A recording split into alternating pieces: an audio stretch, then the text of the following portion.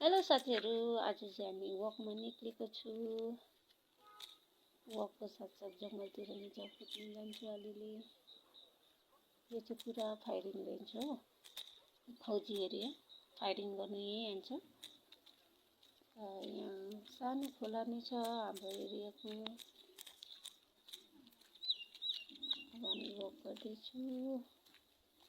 उताबाट चाहिँ राम्रो देख्छ कि यता फायरिङ रेन्ज। पछि देखाउँछु, त्यो चाहिँ यताबाट चाहिँ राम्रो देखेन, पुरा देखेको छैन। यहाँ चाहिँ हाम्रो सानो खोला छ। यहाँ खोलामा चाहिँ अब कपडा धुलाउने, गाडी धुलाउने सब चिज हुन्छ यसमा चाहिँ। यहाँ होइन, पल्लोपट्टि चाहिँ धुलाउँछु कपडा, यता साइडमा छ कपडा।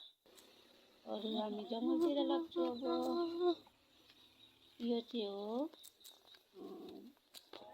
मुक्स धाम न के भन्ने रहेछ।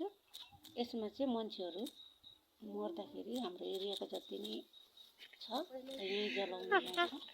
भिडियो जङ्गल जलाउने नै एकदम राम्रो छ एरियाहरू।